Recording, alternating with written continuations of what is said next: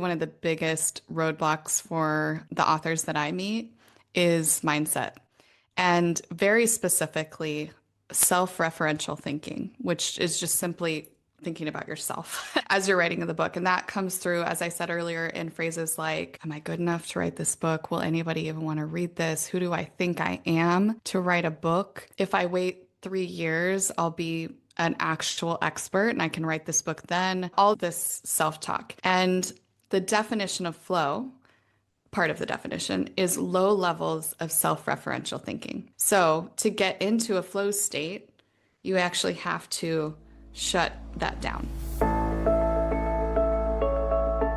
Hello and welcome to the Art of Value Whispering podcast. I'm your host, Melitta Campbell, your business coach and value whisperer. And on this show, we discuss value whispering, the smarter way to market your small business without being loud or pushy, and it just happens to be brilliant for introverts. Each week, I share the simple, practical steps that grow your business in a way that aligns with your values, your vision, and your energy, so you can make more of the impact that you care about, but without burning out or compromising on your integrity. Now, recently on the podcast, we've been talking a lot about books, with my co-authored book, Connect, Lead, Succeed, being launched just a couple of months ago. My solo book, all about value whispering, is going to be published any minute now. Can't wait to announce that with you. And of course, with the brilliant business book festival that we had over the summer. So you may have been thinking, perhaps I've got a book in me too. And if you have, this conversation is for you. I've invited the nonfiction book mentor, Stacy Ennis, onto the show, and we're going to be diving into what it really takes to write a powerful business book that actually works for you, grows your business, and delivers powerful results for your readers. We explore why mindset is often the biggest roadblock for aspiring authors, how self-referential thinking keeps you out of flow, and what it really looks like to write from service rather than self-doubt. Stacy also shares how to weave storytelling through your nonfiction book so you can amplify the impact of each of the lessons that you share, and how to design the journey for your reader, and why a simpler structure often leads to a stronger book. We really cover everything to do with how to make your book a catalyst for your bigger dreams, and how to actually get it written even as a busy business owner. So if you are ready to stop thinking about your book and actually get it written and start seeing it as a practical tool to grow and sustain your business and brand, let's dive in.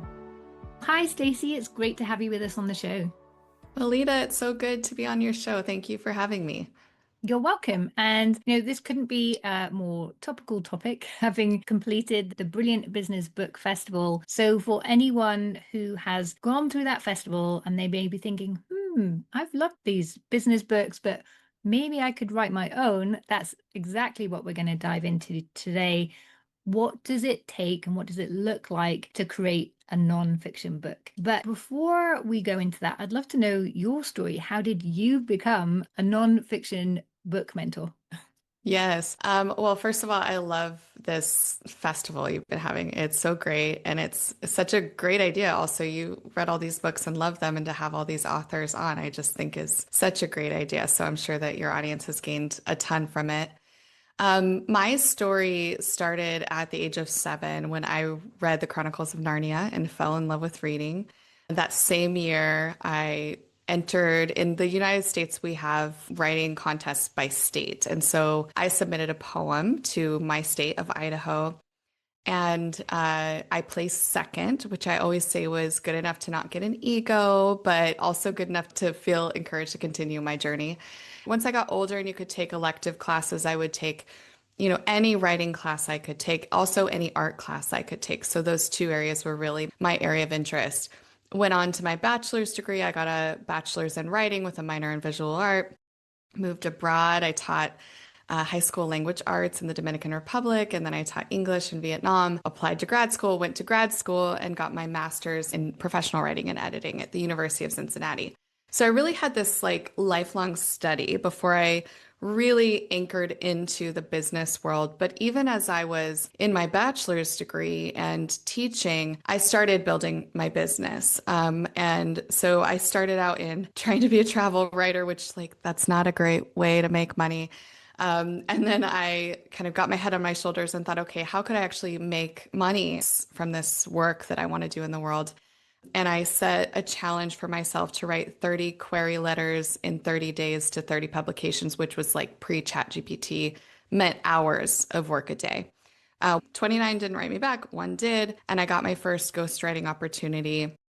Along that time, I also started working in the magazine world. I started working with a publisher. So I started editing nonfiction books. I did some fiction too, but I found that nonfiction was where I really felt like I did my best work. I founded a regional magazine. I eventually, long story short, became executive editor of Sam's Club, which for anybody listening that doesn't know what that is, it's kind of like Costco, but owned by Walmart. So I ran their wellness magazine as executive editor. We had about 11 million readers. Around that same time, I also ghost wrote for a Nobel Prize winner in medicine for 4 years with him and his business partner, still editing books. And eventually, I used all my experience as an editor and a ghostwriter to start ghostwriting other people's books as well. And then everything was a little bit overlapping. So it's like editing and doing some short form ghostwriting. Wrote my first book for that Nobel Prize winner that I mentioned, overlapping with then starting to ghostwrite for other people. My first book came out about this time as well on book editing. And then I ghostwrote for a while and then I overlapped that with coaching. And so, it's kind of like those business steps and transitions that you make over time. And I had my first workshop that really was stepping into coaching, full day workshop on how to write a book in 2015.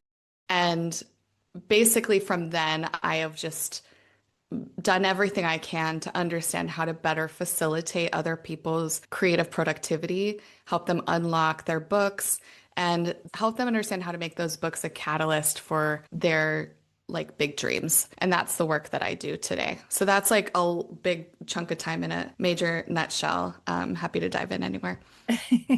Yeah, it's quite a story, and it's amazing that writing has just featured so heavily. I mean, it's clearly your destiny to do this. I think so. Yeah, yeah. And my book that got me started was The Hobbit.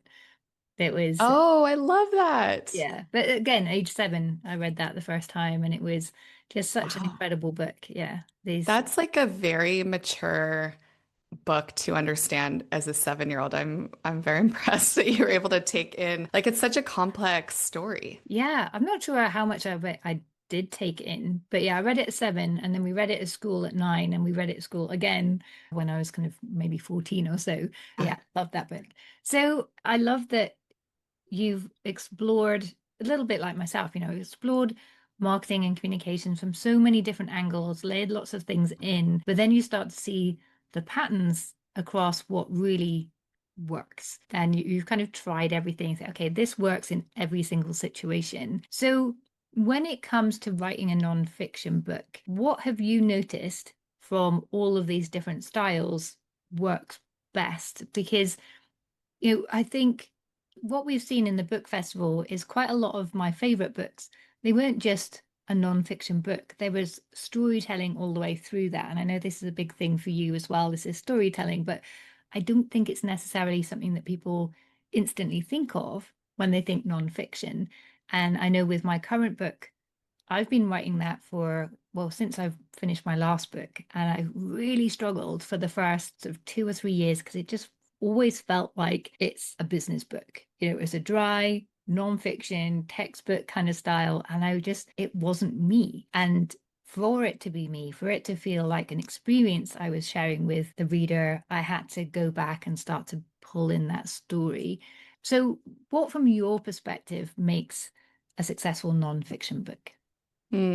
Well, you nailed the first one, which is storytelling is queen, and it's not fluff. Actually, research shows that people remember stories. I don't remember what the data point is, but it's like massive times more than if you just give them data or just straight up facts. So that is huge. That can be hard to implement for people sometimes because they're like, what does that even mean? What do you mean use storytelling? Well, you can storytell actually around data, for example. So rather than just like plopping in a statistic, tell the story about that data point. Tell the story about the research and the findings, and then connect that to the message that you're sharing in that chapter in your own personal experience or experience with clients. There's always a way to wrap things in story and to really use that to teach because people learn through storytelling. Some of the most loved nonfiction books are actually fables.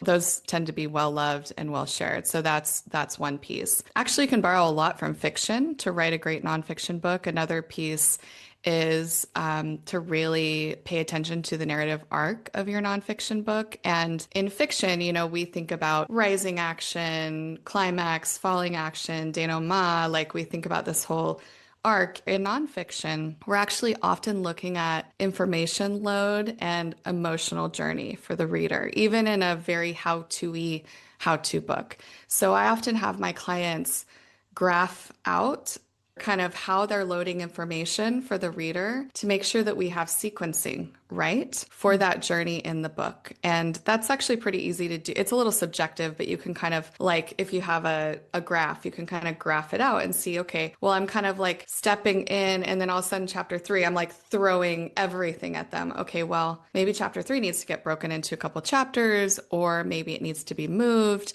So that's some of how we think about that. And then another thing that I often find new authors and even experienced authors do is they try to make things way too complicated with the structure of their book. So this is both the overall structure and how they write the book, so at a macro level, but even at a micro level, they'll throw in pull quotes, call out boxes, interviews, tips, summaries, and you'll find often that more novice authors will cram stuff in.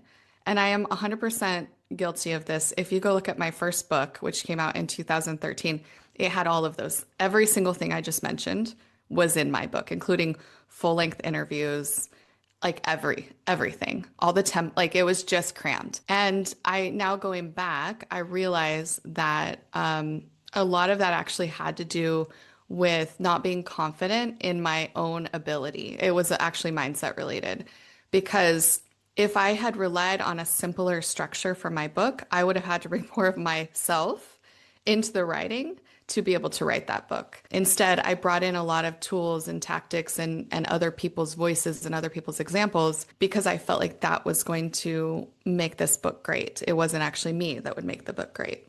It doesn't mean there isn't a place for those things in certain circumstances. For example, if you have a book like I'm thinking of the book Profit First as an example for anybody who's read that book. It does have summaries because it's a lot of information. And if you maybe want to read through and go back and reference some of the steps, you don't want to reread the whole chapter. That makes sense. They have some tables and other things because there is a financial piece to it. Anything that you add should add value to the book and also not interrupt the reader. So you really have to be careful and thoughtful in any complexity that you add to the book. The bonus of that is it actually makes your writing process a lot simpler when you have a simpler structure, and you also consider the scope of the book. So you're not kind of like expanding out, you're really keeping tight on what this book is meant to be from the moment that reader opens to the page or the book, page 1, word 1, to the very end when they close the book. What is that journey that they need to go on? And that also helps you keep it much simpler because then you realize, oh, I don't need these 4 or 5 extra things. Actually, that will be distracting. So those are my main, gosh, I could go on and on, but I think I'll stop there.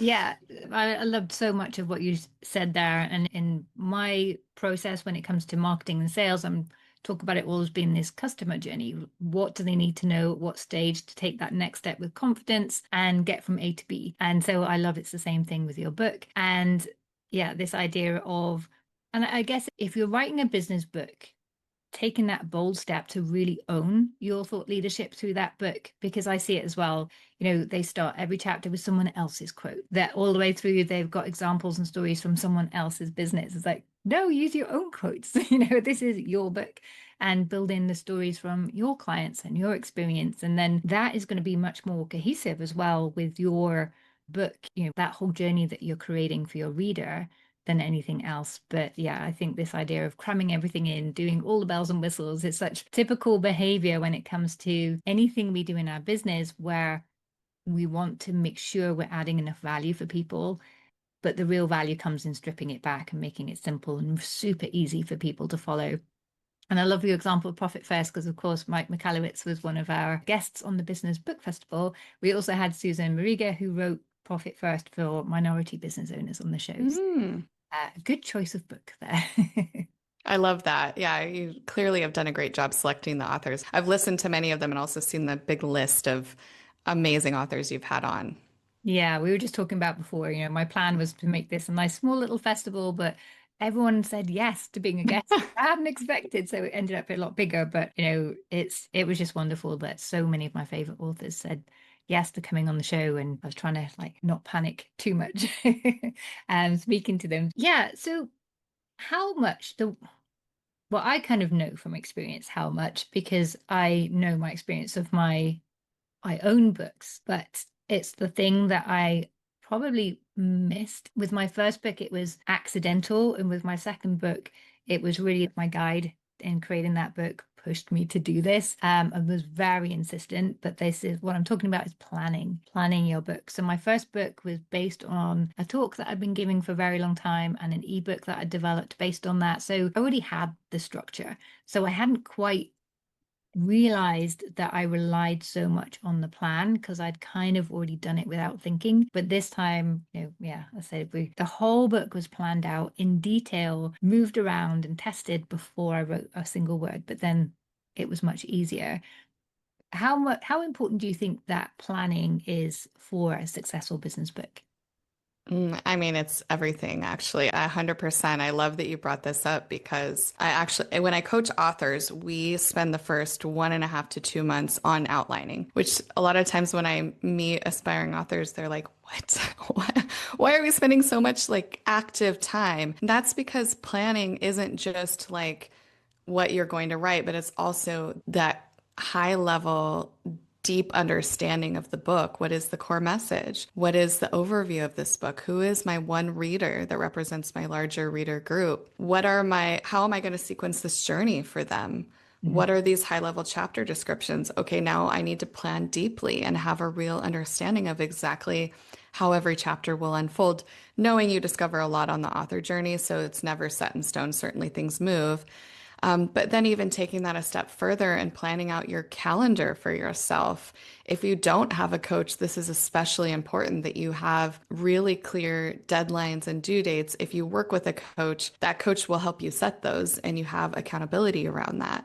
But if you're working on this alone, especially, or maybe with a peer accountability partner, that planning is super important. I usually plan about 2 weeks per chapter roughly for writing. And then I add an extra month of buffer time because life. I run a program called Idea to Draft. It's a 6-month program for authors. I take them from idea to draft and beyond. And I was just chatting with one of our authors at our recent session, and this person was saying that they're, I think, about a little over halfway done at this point, and a lot of things started coming up in life, and they were so grateful that they had this really detailed outline because it's helped them keep moving. I often think of Stephen King's book on writing. I love that book.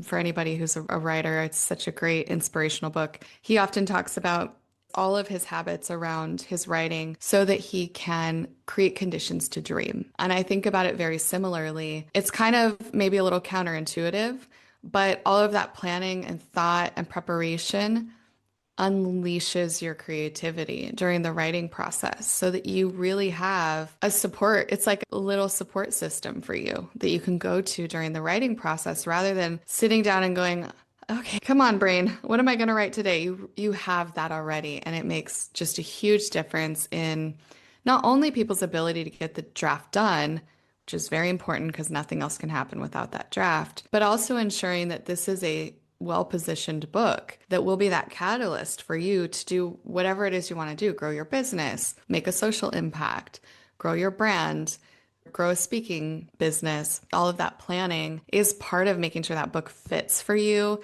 and that it's well positioned.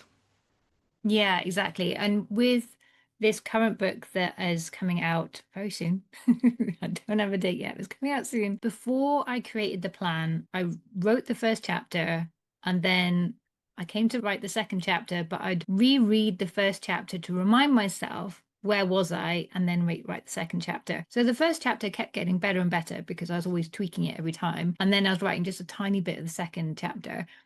And then I was feeling quite overwhelmed as well because I didn't know what was happening next. As soon as Mhm. I had that plan, it was much more just, okay, I just need to follow the plan and fill in the gaps, which also meant as, a mom running a business and having distracted time and lots of fragments all over the place, I could just sit down and write for half an hour. My goal was to write for 2 hours in 4 times a week. And I figured that was be enough time to get it done. But I very rarely had 2 hours 4 times a week. So it did end up just being 20 minutes here or 40 minutes there. But because I had the whole thing mapped out, it was relatively straightforward to do that without getting completely lost. And the other thing with my first book is I got so lost writing stuff, thinking, did I already say this somewhere? And then I'd be going back trying to find, did I say that somewhere? And I wasted hours doing that. But this next book, because it was so meticulously planned, I knew what I'd said and I knew there wasn't any repetition. So it was much easier. So, yeah, if you're planning to write a book, get a plan. Ideally, have someone to help you plan because I think there's quite a specific way to plan to make that book as easy to write and as successful and enjoyable for the reader as possible. So, yeah, I'm glad you agreed with that because it really was a game changer for me getting that done properly. Yeah. That's such a normal experience, Melita, like that kind of hamster wheel almost of writing where you're actually not making any progress because you go back and you get a little lost. I call it an editing loop. So you end up going back and rereading, even if you're not actively like heavy editing, you're still kind of in that. And then you go a little bit, and then you go back, and then you go like a little bit more, and then you go back. And it's exhausting actually for people. We only have so much energy. And actually, I learned as an editor as well. My first 7, 8 years of my business was as a book editor. I just learned that my brain only had so many passes on this book. At some point, my brain was like, you already read this. Like, no, we're done. So just maintaining that energy. There's a well-known quote in our industry, write drunk, edit sober. I don't drink, but we can also apply this to like just get it down and then you can go back and you have preserved your energy to edit. But another piece that I think is really important to your point, we talked about the planning of the book, but is also really that early ideation and making sure that book is really well positioned, that it's marketable, that it aligns with your big vision, that it's going to be an asset to your brand and business and a sustainability tool for your brand and business. And all of that is the first thing. And that's so, so important. Then from there, that's when the rest of the planning could take place. But a lot of people try to rush through and they don't want to put the time and effort into that early digging and clarifying because it can be very uncomfortable. It's uncomfortable to go and like get in the mess and the muck and the mud and like try to find clarity when a lot of us have a lot of things running around in our heads.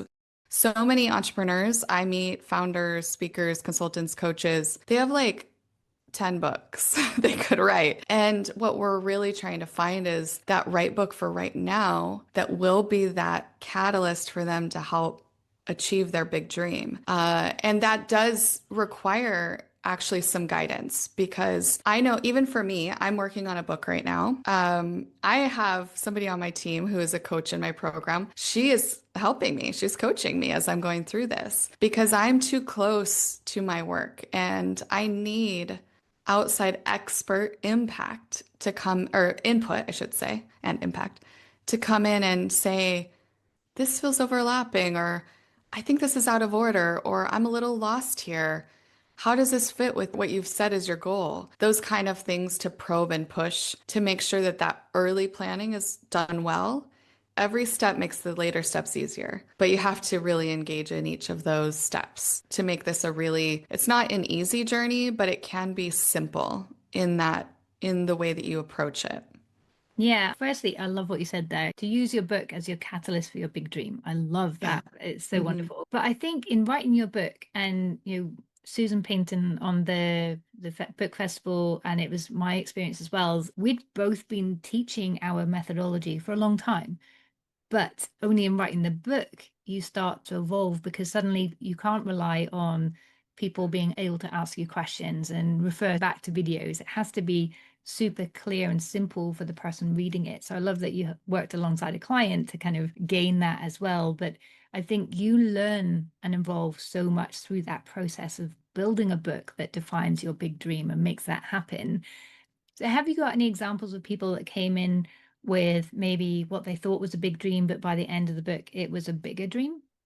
Oh, absolutely. The common refrain is if this book only touches one person and changes one life, it will be worth it, which I think is so beautiful and noble. So noble. And that is a lot of effort to just impact one person. What I find is that a lot of times people come into the journey and they're actually afraid to acknowledge their deeper desire, which is to have a much bigger impact. And I understand that, especially women. I know you've talked about that a lot on this podcast. We are not conditioned to be the influential voice for other people, and especially for men. And so to come in and like stake a claim and say, I really desire to live my purpose, and this is my purpose. And some people don't have clarity exactly around that is, but they know the thread of their story and they know the threads of their message and they need help to bring that together. And that's fine. Some people come in and they're like, in 10 years, this is exactly what I'm going to do. In five, they can exactly like break it all down. And that's either way is great. But what I find is that as people develop self-trust through the writing process, they start to also trust that they're going to show up for the later stages. And what I mean by that is that a lot of times when we hold a dream and we don't take action on that dream, like we say we want it, but we're not doing the things to make it happen, that causes cognitive dissonance, which is simply the tension between what we say we want and what we're actually doing. So then when you come into that goal, maybe you've said for 10 years, which is actually pretty common, I want to write a book, but you've done nothing. You're not even writing for 5 minutes a day. And that makes you feel like, I don't know if I trust that I can actually achieve this goal or that I'm even capable or anyone will want to read this. But then when you can come into a system or a coaching process or even whatever works for you, you find something that works for you that helps you go through that process of uncovering it. And you actually realize that book is already in you. It's not external. Yes, you need to validate the marketability of your idea eventually. Yes, you will need to gather data and research eventually down the road. But actually, the core idea, the core messaging, the core story is already there. It's already inside of you. So, as people start to realize that and go through the steps to uncover that and build clarity and start to see this book come together and then start to write it, that self trust builds and their vision starts to expand. It also helps to be around people who are thinking like that. So, you come in and maybe you're not thinking big, but the four people that you're spending your time with in a cohort or in a peer group or, writing work, whatever it is, they're all thinking big. That gets you going, huh? Or you have somebody that says, I see big for you. Like, this is important. That also starts to get your wheels turning a little and think, well, actually, like Reese Witherspoon is just a person. I could do that. I'm a person too. We tend to separate ourselves from other people. And I'm thinking of Reese because I just listened to an interview with her. And she's amazing. But we tend to separate ourselves from these like high achievers, these famous people or these big impactors, or maybe not famous, but even like people we deeply admire and respect in our industry. And we separate ourselves, but actually we forget like they just put their pants on one leg at a time every day, like us. And I have seen that spirit of I can do it. Like I'm capable. That gets unlocked through the introspective journey of writing a book. Yeah, so much to gain, as you say. And I love everything. And I love Reese Witherspoon as well. Yeah. And for women globally, I just think, yeah, fantastic. And I see it in business and other aspects of life and business is when you set that goal and every day you don't do it, you don't take some kind of step towards that goal, then every day you feel like you failed. And I think this is the problem with having a dream that's too big and you don't know what steps to take, which brings us back to the planning. But once you do that, once you take these small steps consistently, you start to prove to yourself, well, I can make this happen. And suddenly you look back and you realize, oh, I've come a really long way. I'm halfway through this book, or I've got my plan, I'm ready to go, or I've finished my book and it's out there. So yeah, I think that's yeah, love everything you just said. And it reminded me as well of a quote from Neil Gaiman. So when I was writing my first book, I just demolished every possible masterclass and podcast and on writing I could. And so much of what he said stuck with me. But one thing he said was that, nobody sits down and writes a good book. Everybody can sit down and write a bad book that you can then edit and polish up into a good book. And I know Liz Gilbert on her Magic Lessons podcast echoed that as well. She's never sat down and written a good book, but it becomes a good book in the process of writing it. Is there anything else you've seen that we need to let go of? So letting go of this idea of writing a good book, just write the book, then make it good or make it great. Is there anything else that you think would really help people to just don't worry about that, because just get it done or just do this and it all comes together late at some point? I think that's really great advice. And I'm really glad that you brought that up because Hemingway, and I have a clean podcast, so I won't swear, but he says the first draft of anything is garbage. So you can just insert word there. And it's true. So that's a great example. I think that the other one that is actually one of the biggest roadblocks for the authors that I meet is mindset. And very specifically, self-referential thinking, which is just simply thinking about yourself as you're writing the book. And that comes through, as I said earlier, in phrases like, am I good enough to write this book? Will anybody even want to read this? Who do I think I am to write a book? If I wait 3 years, I'll be an actual expert and I can write this book then. All this self-talk. And the definition of flow, part of the definition, is low levels of self-referential thinking. So to get into a flow state, you actually have to shut that down. That is what enables you to get into a flow state. And some things that help with this, one, is to write without editing. So the more you can stay out of that editing loop, because that is just driving in that negative self-talk when you go back and are self-critical or get hung up on perfection, that's just reinforcing this need to create something like the Great American Business Book or the Great Irish Business Book or Portuguese Business Book or whatever, because I live in Portugal. Whatever it is, it's like this has to be everything.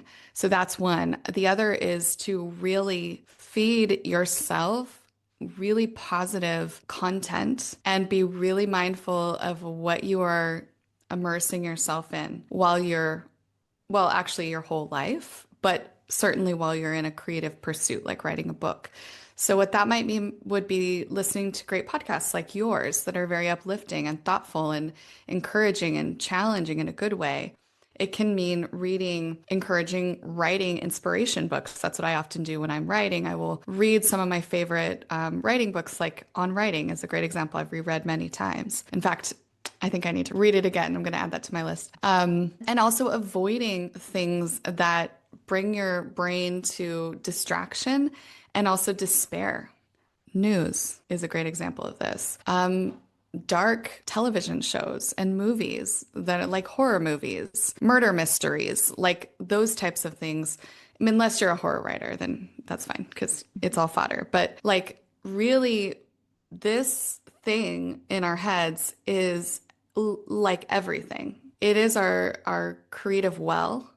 So being mindful of the things that will bring you to a place where you can lower that self-talk. What's the point of this? The world's falling apart anyway. What do I think I'm contributing? Those kind of things. You can shut them down through feeding yourself positive things. It can look like affirmations. It could look like meditation. I would love to meditate more. It's not a huge practice of mine, but I do meditate on my reader when I'm in like writing periods, like writing a book. So, for example, just transitioning your mindset from self-critical to service by meditating for 1 minute on your reader. You just close your eyes. You think of that one person that your book is best suited to serve. You really center on them. You frame your entire writing on serving them and really thinking about them. Now, this isn't so true in fiction, but in nonfiction, this is what the book's for. It's to transform, educate, inspire, teach. So, getting that mindset really centered on service can unlock so much for people that want to write their books. Yeah, amazing advice. Thank you so much for sharing all of that. And mindset is everything. Another of my favorite books is, and it's literally called Mindset is Everything, and they break down in all the different ways a mindset can work for us or against us in our business. So it's just pretty much anything. Yeah. Anything you want to do, you can harness your mindset to help that become easier. And as you say, create that flow to make that happen. So I want to come on to this idea as your book as a tool to sustain your business or your brand. And before we came on, you were sharing that a book that you wrote in 2018, was it, has Yeah. just Mhm. won a book award. So there's no time limit on a book, which I love because I didn't necessarily launch my book terribly well at the time, but it doesn't matter. It's still bringing opportunities along with it. I'm still getting messages from people that read it and it's helped them. So, what could we expect from a non-fiction book for it to do for us as business owners? Well, I have seen demonstrated in my own experience and with hundreds of authors that I've had the opportunity to connect with or directly work with over the years, that a book can become that business sustainability tool. And what I mean by that is that this book creates opportunity for you that lasts for the long term. So whether that's being that door opener for speaking opportunities, that author status really elevates you. It gives you that step up when you're applying for a speaking gig or, want to transition from workshops to the keynote. And it's also an amazing lead generator. It's an incredible tool during the sales process. So, if you're connecting with somebody and you really feel like, I don't know about you, Melitta, I'm sure you feel this way, but I have certain people that I talk to that I'm like, I want to work with you. And actually, really, that's all my clients. But there, you have different feelings during different conversations. And especially if they aren't yet kind of like seeing it the way that you see it, sending them a book is an incredible way to get them kind of into your mindset, to help them see more, understand more about what you do. It's also a nice gesture. It can also be part of onboarding. So I've worked with clients of major brands that they have written books that go with the first subscription package for their product. So it becomes an education and raving customer creation tool. It becomes something that people can also share with a friend. So maybe they've already bought into this product and they've signed up for the subscription, but now their friend is at their house and they're asking about it and they're like, oh, you borrow this book and you can learn more about it. So there's all of these different things that this book can create for you. It also can create opportunity for marketing events and marketing moments. So I think a great example of Growing Influence is the book that you're referencing. It's a leadership fable. So when the book first came out, we were so excited to be in over 150 Barnes and Noble bookstores across the US. A lot of times, all those launch things happen right around, like the big things happen right around the launch. However, then a year later, we were featured in airports. Like, I think we had 70 something airports across the United States. That was not something I was expecting, even with all my experience in books. But what I found is that when you position a book well, you write a great book, and you do good, strong PR and marketing around it, that actually lasts for a really, really, really long time because it's still out in the internet world working for you. You can also apply for awards. You can have all of these opportunities to get attention on your business and brand, which is also part of reaching potential clients and potential opportunities. And this was a real surprise, this award. Like I said, the book came out in 2018. It's 2025. Like a long time. If you think about book shelf life, and it is an International Impact Award, which is really meaningful because that's everything that Ron Price, my co-author, and I are about is impacting others to help them achieve their dreams. So that was really exciting. And I was very grateful. I have an author community that I run. And so to get to share with them, look what you have to look forward to. Many of you just launched your book this year or last year, but you have so much time, and this is really an asset for you. I think that's so exciting. And last thing I'll say is that it does become this really fertile soil from which you can grow other things, keynotes, courses, consulting offers, VIP days, other things that can become revenue generators in your business.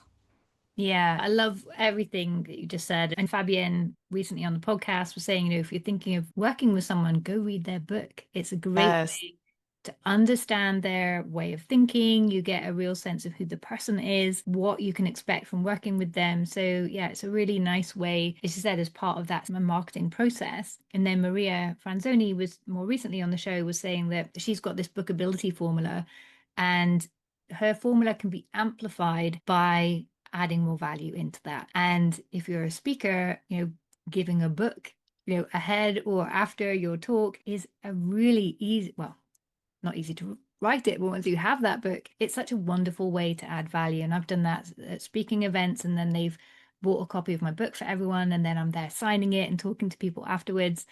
So it's a great way to elongate that value, make sure that they don't just get value from the talk or from the workshop or whatever you're giving, but they can take that value away with them in a very nice, well thought out, planned way that you feel really proud of giving to people as well. So yeah, there's so many ways you can use a book. It's really such a nice asset. And you say it's lovely receiving one in the post, not we don't get post anymore apart from bills. So when you get a book through the post from someone, that feels like such a gift. I agree. And I love the speaking example because that's a really good strategy as well. If you are pitching a keynote or a large workshop, maybe with the high visibility, it's exactly the right target. The cost of books is relatively low. It's usually, between $4 and $5 or even less if it's paperback. So you can include, like, let's say 400 copies of your book in your speaking proposal at a relatively nominal cost. You kind of put that into the whole speaking proposal. That's very attractive for them. And you just calculate that out as you're creating your proposal. But it's also so valuable for you to get that book in 400 people's hands or even 20 people's hands. It's what goes way beyond simply hearing you talk for an hour to have a book they walk away with and read, hopefully, or gift to somebody who is the right person.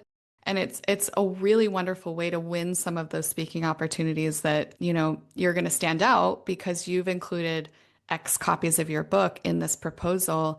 It doesn't cost $20 to whatever currency to create this book, and you can kind of position that in your pitch. Yeah, exactly. Low cost to you, high value to them is always the Yeah. ultimate formula for successful marketing. So, yeah, exactly. We have covered so much, Stacey. You've been really generous in everything that you've shared. Is there anything else you think the listeners need to know or think about, or any encouragement for them to think about writing their next nonfiction book or their first one? Mm. Well, I'll say two things. One, on the encouragement side, I really hope anybody listening to this heard me earlier when I said you already have that book inside of you. It already exists. It's just that you need to uncover it and write it. But on the practical side, one more thing I would love to share is that a lot of aspiring authors come to me for my system to take them through the writing process. What they don't know is that that system is important, but a layer of that is actually lifestyle design. And so there is this step-by-step system to write your book, and to write your book, it's not like a machine that outcomes the same kind of book by, different topics. It really is truly learning the skill of book writing and crafting a book that's your unique message and story for your unique reader. But underpinning that, and I should say underpinning that, is lifestyle design. And a really key and critical aspect of this is discretionary time. And we actually talk about this in Growing Influence, the book that I mentioned. That discretionary time is that space that you build consistently into your calendar that is to be used for deep work, for that flow work. And it could be writing your book, it could be strategic planning, it could be learning, thinking. That's, you can just, pick your pleasure there of what you want to use it for. During the writing process, we're usually allocating that time to your book. And that can be a really wide band of time depending on people's availability. So, a mom with three young children who's working full time and really building this thing on the side so she can eventually step out, she's probably going to have less available time than a single 30-year-old who is self-employed already and just can reallocate some of their time. So, the time allotment isn't actually as important. I mean, it matters, of course, because you will get more done if you put more time into something, if you have a good system. But actually, it's that consistency and discipline and follow through that matters the most. So, a lot of times, what people will do is they will set that bar for success so high that they will never even start. So, I had somebody on my email list write me a while back who said, Stacy, I love your content. Thank you so much. It's been so helpful. I've been trying to write and I know I need to sit down for an hour, but I just can't make the time. And I wrote him back and I was like, why don't you start with 15 minutes? Let's start there. And he wrote me back like a month, maybe 3 weeks or a month later. And he's like, I can't believe it. I've already written, it was some big number of words. What I found is when I sat down to write, I would extend that time a lot. And that has just unlocked, like lowering that bar for myself and just sitting down has made a huge, huge impact. So even if you only have 15 minutes of that discretionary time, start there and then see where you can expand. But that protection of your thinking, if you want to be a thought leader, which is a lot of what people are working toward, that's not just like a nonsense term. That means that you are leading through thinking. And so that thinking happens in your discretionary time and it gets translated into something useful through your book and your other content. So creating space for that is actually the secret to unlocking so much of you to be able to share with the world and make the impact that you're meant to make. I love that you've ended on that lesson because, yeah, it's so true. We're just running from thing to thing to thing, but mostly because we haven't set aside that time. We haven't designed that into our life to make that possible. And that idea of lowering the bar. I created the victory formula that I shared in my networking book, and it's the same thing. I was blowing networking out of all proportion and making it so hard for me to do. As soon as I broke that down and said, you know what, if I just show up for 5 minutes, say hi to one person, that's good enough. I've been networking. If that's what I'm comfortable with, great. And of course, once I was there, I got into more conversations. I just made it easy to get started.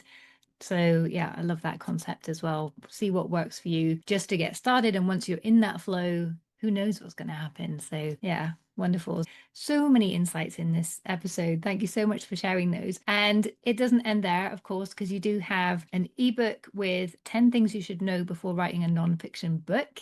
Do you want to tell us a little bit about what they can expect from that? Because you've actually properly written this. It's not just a checklist. Yes.